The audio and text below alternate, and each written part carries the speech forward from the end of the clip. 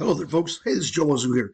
Hey, this video I'm just going to talk about decimal, hexadecimal, and binary numbers.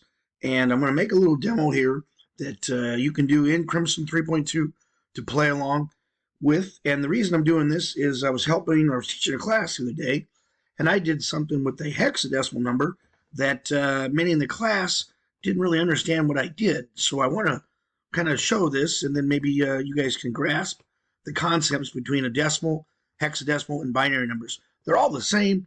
It's just a different way to look at them. So do me a favor and open up Crimson 3.2 and do File New. And if you're going to play along or do this, select a graphite model. Pick a G07 or G09, whatever, and then you'll have the same platform. So let's start off. Do me a favor, go over to the left and go to Data Tags on the left, and go ahead and create a new numeric tag just by clicking right here. By default, you should be able to get a new tag. And do me a favor, rename that tag, call it decimal or DEC underscore 0D. There's a reason for that, I'll show that later, but call it decimal DEC underscore 0D. It's going to be an internal tag, so don't be afraid of that. I'm going to do this. This is going to be my tag that's going to represent numbers 0 through 15, which is going to be 16. So since I want this to represent numbers 0 through 15, click on the Format tab,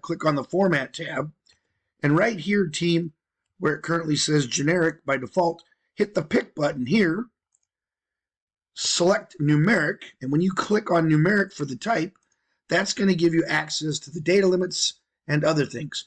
Do me a favor, since this thing's going to go from 0 to 15, go ahead and put a 0 here in the minimum and put a 15 in the maximum.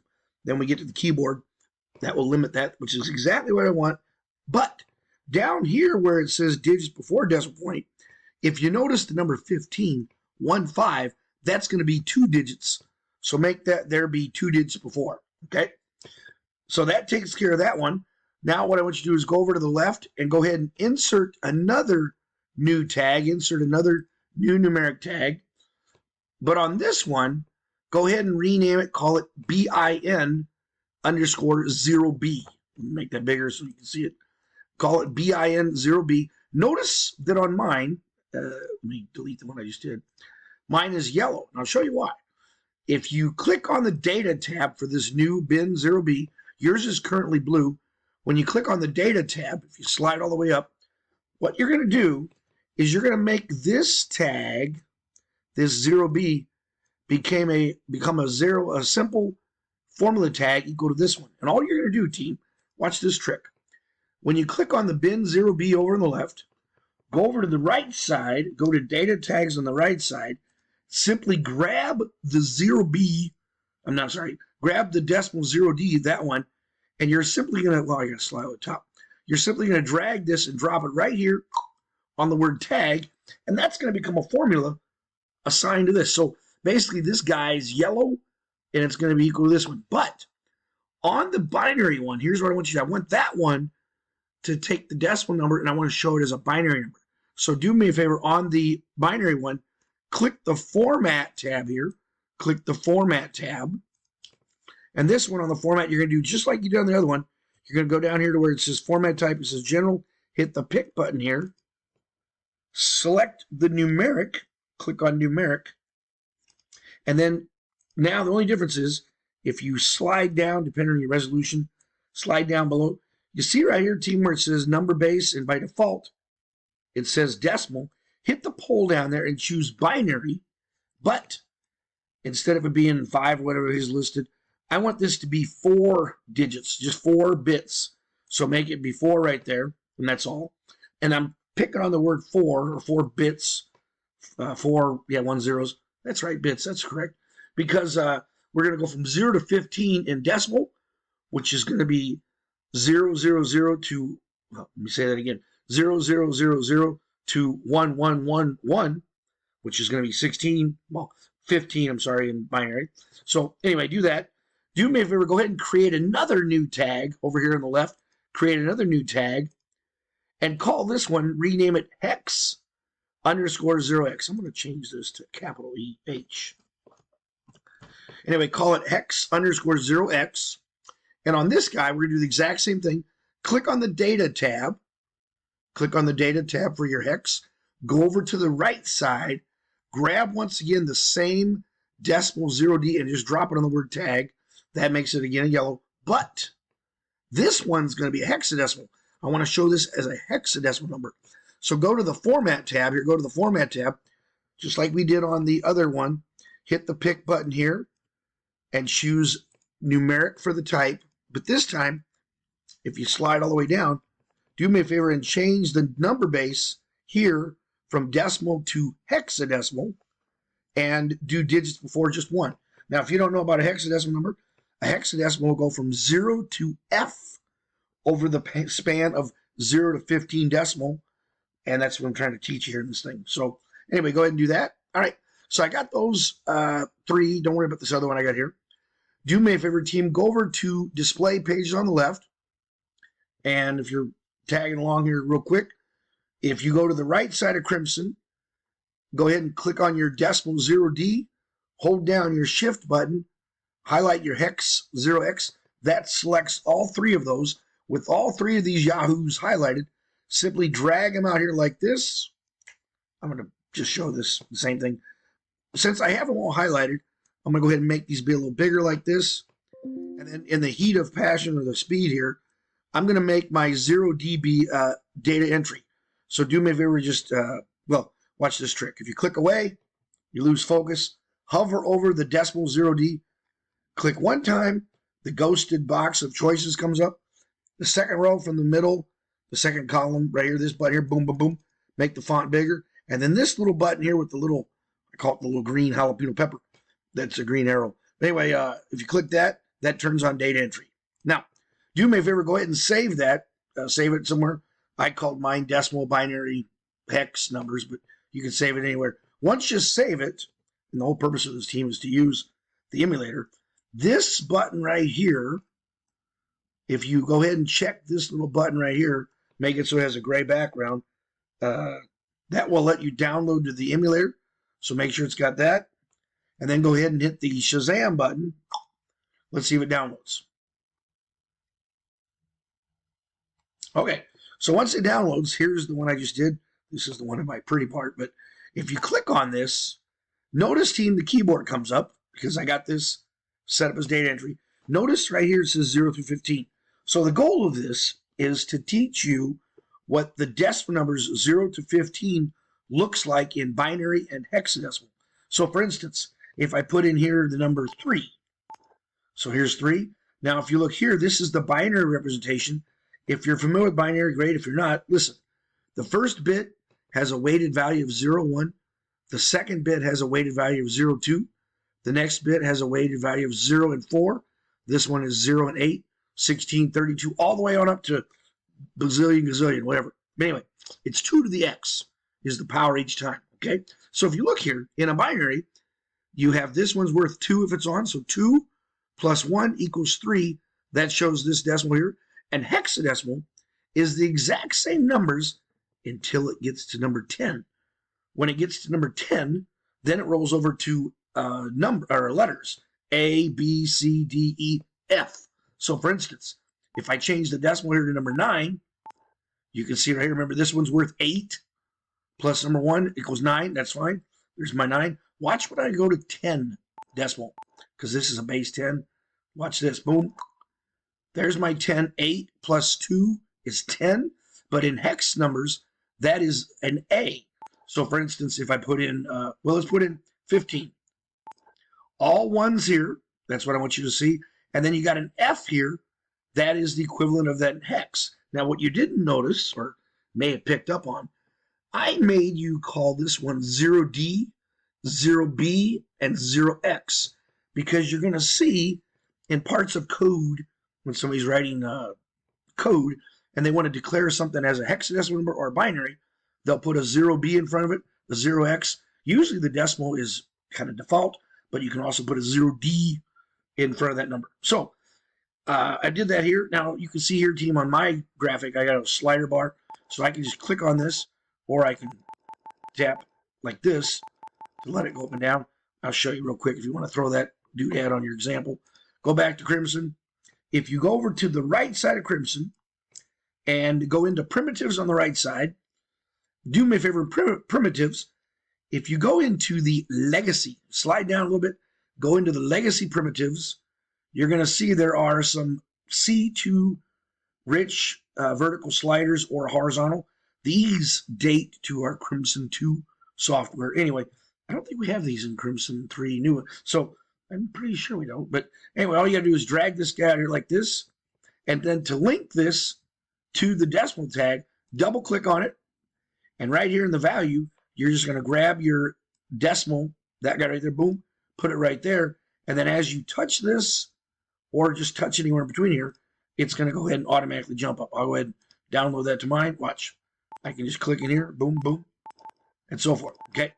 Anyway, so that's, I just wanted you to see this. And what really brought this video up, besides my decimal, hexadecimal, and binary, was the other day in class, I took a series of a word from something, and they had declared these bits here to mean something else, and then all the rest of these to be something else, if you will.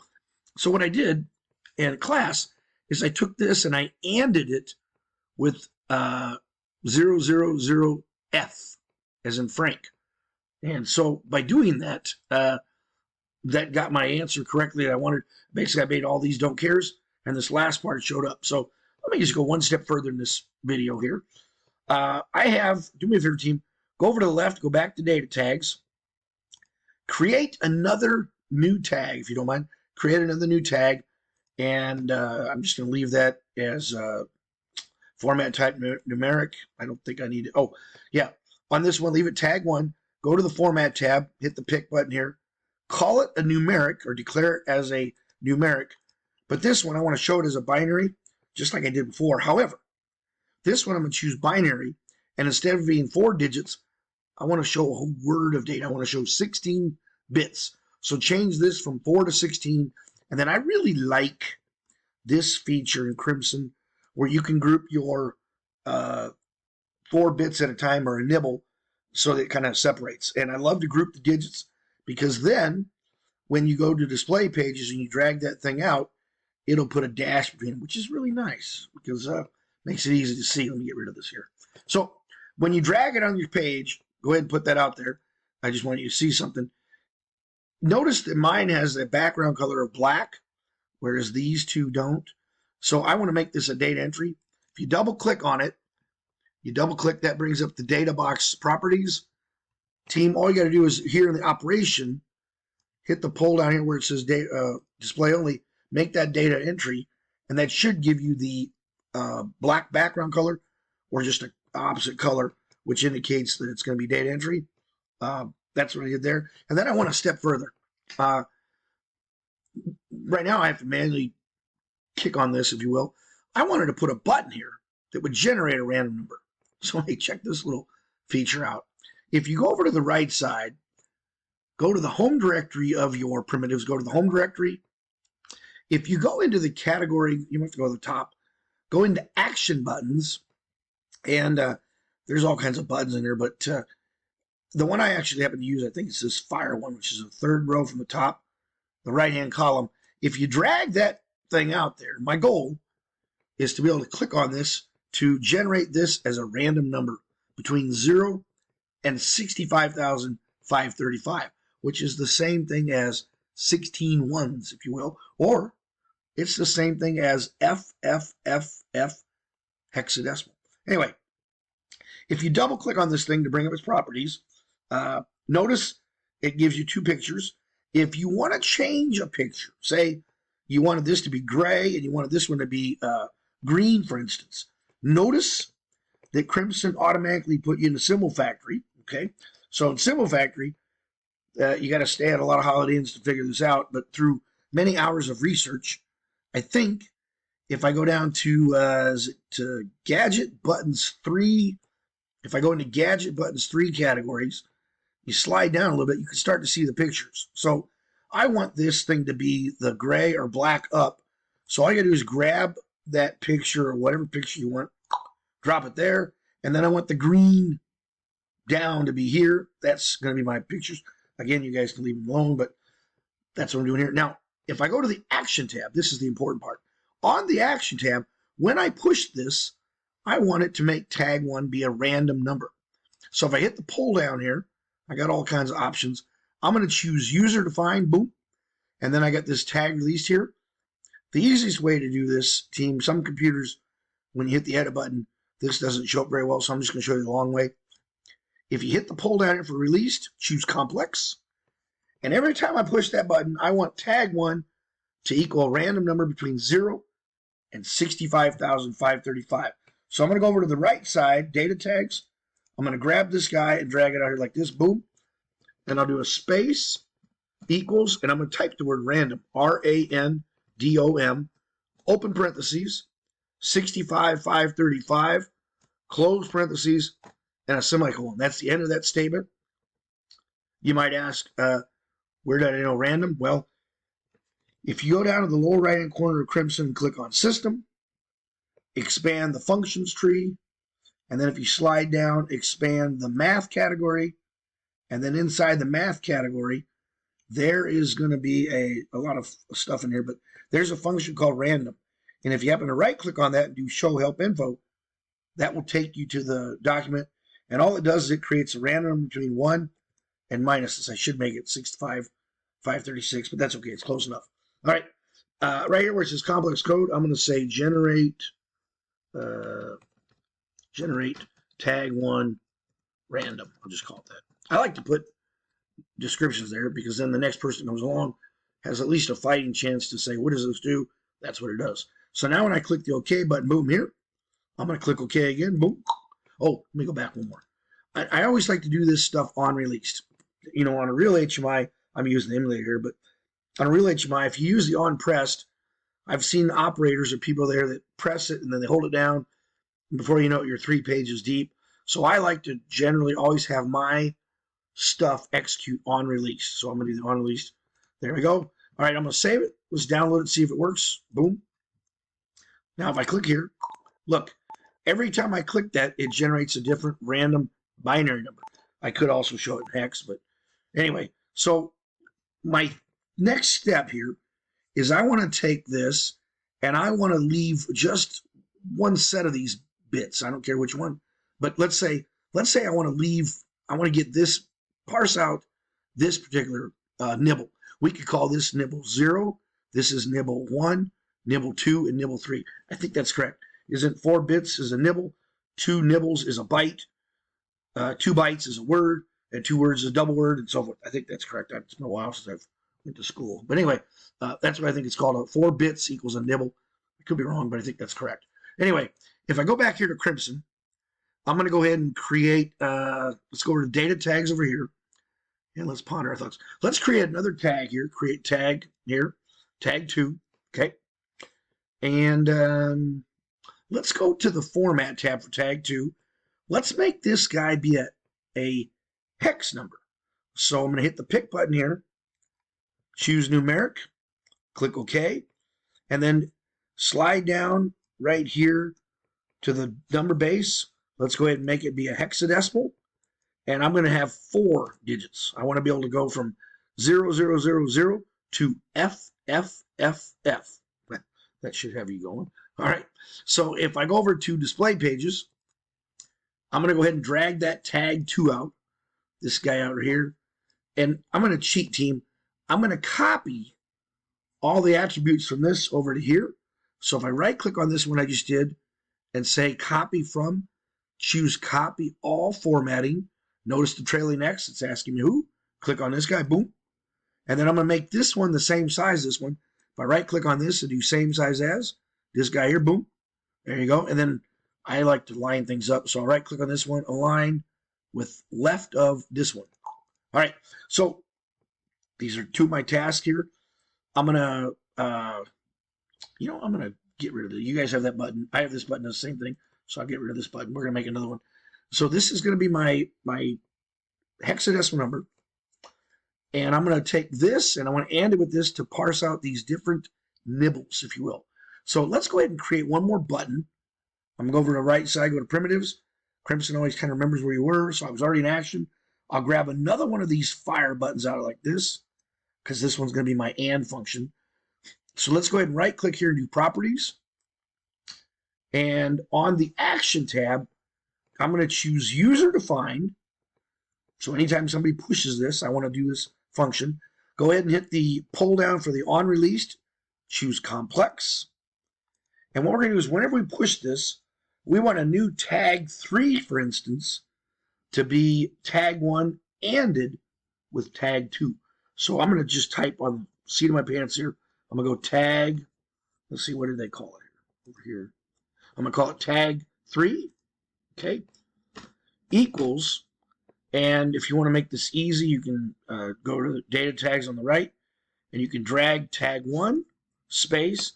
We want to AND that with our tag 2, so we're going to use shift and the number 7, the AND symbol, and then I'll drag tag 2 out here like this, boom, do a semicolon. Up here where it says complex logic, I'm going to call this AND logic. Whoops, can't spell AND logic. Okay, I think that looks good to me. If I did everything correctly, one thing I really like about Crimson is if you forget something, well, a couple things here. I got rid of the semicolon, and I do not have a tag 3. So watch this. When I click the OK button, Crimson politely barks and says, hey, I can't find that G. Spell it wrong. You want me to create it automatically. I love this. Go ahead and say yes, create it. And then it says, wait a minute, I can't really process this without a semicolon. Put a semicolon, click OK, boom. All right, I'm going to click the OK button. Last thing I got to do is I got over here and I got to drag out my tag 3 out here like this. Oh, this is going to be a great thing. I'll make this guy copy from all the properties there and do the same size just like we did. Like that. And then I'll align, you don't have to do this team with this guy right here. Yeah, so we'll see what the results is. I want you to pick up on something that's going to be interesting. Tag 3, I believe, is still a, well, I know it is. It's a binary, I mean, it's a general format. So this ought to be an interesting. Let's go ahead and save this. Let's go ahead and download it. Let's see what happens here, team. All right, so here I am. I'm going to go ahead and generate some random numbers like so.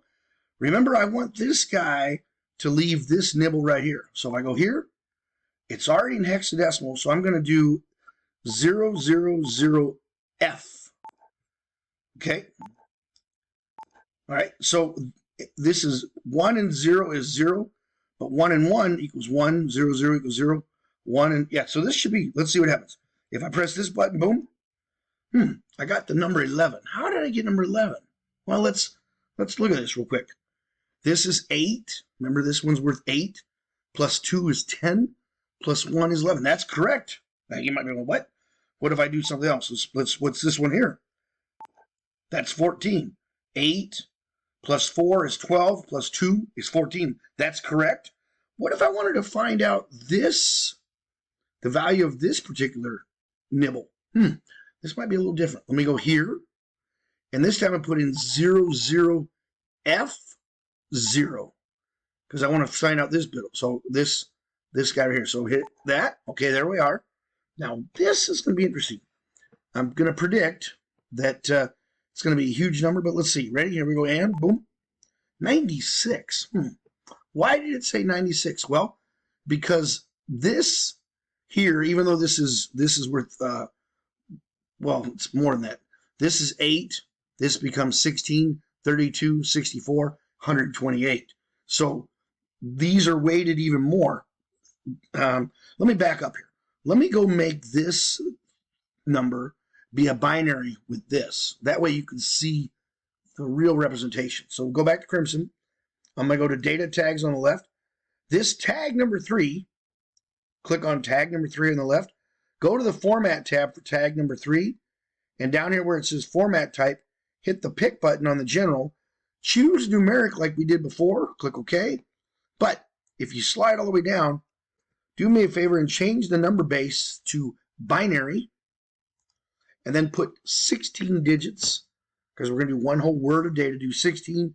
And then remember, I really like the group digits, so say yes to group digits. There we go. Now, if you go back to display pages, and once you click out here, it should refresh. Ready? 1, 2, 3, boom. There you go. I'm going to save this, and let's download it again. Let's see what happens here, team. All right, so here I'm back. I can generate random numbers. That doesn't matter, but so I got some random numbers here. All right, let's do the exact same thing. Let's go 0, 0, F, 0, enter. Let's and that. What we should see, same thing here, should show up here. Ready? Boom. There you go. Do it again. No, that's not a good one. Same thing, but let's get something with some. Oh, there we go. Right there. Boom. See? So if I wanted to parse out this nibble, I would put 0, F, 0, 0. Or, bonus question, or if I just wanted to look at these last, this is what I did in class last week, really. I said that we had something we were talking to, and the manual said these 2 bits indicate something. So what do we know? These 2 bits are the number 3, right? So if I went here and put in 0, 0, 0, 3, or just leave 3, whatever. Okay, so in binary terms, that means that is the last 2 digits are going to be 1, 1. So let me make a different random number here. Okay, there we go. Look, I'm looking at that number. Boom. Perfect. That's exactly right. That was the purpose of the video, is to show you some hexadecimal numbers, how I did here, and then how I'm using a hex number. If I didn't do this in a hex, team, I'd have to put in a bunch of zeros and count, and I'm not that good at counting like that. So it's easier for me, and hopefully for you, to get across that you can use a hexadecimal number to parse. So let's say I was just looking at, well, let me think here. Let's say I was looking at this bit here. I just want to see, is this bit ever on? Well, that's bit number 8, I think, isn't it? Yeah. 0, 0, 1, 2, 4, 8. So I wonder if I put number 8 here, right there. Now, if I hit that, see, if I go to another one, it's still on. Of course, it's going to be on there. Okay, it's off now. Boom. That's just that specific bit. I have other videos on bitwise, what do they call it? Parsing. I think I have other videos on parsing. I'll put that in the notes of this video. But anyway, if you want a copy of this database, which runs great in the emulator, it's awesome. Please let me know. I'll send it to you. Request the decimal binary hex numbers, whatever it's called here. That's what I got saved on my hard drive. I'll send that to you. Feel free to send me an email, and I'll share with you this database. Hey, thanks a lot, folks. Have a great day. We'll see you later.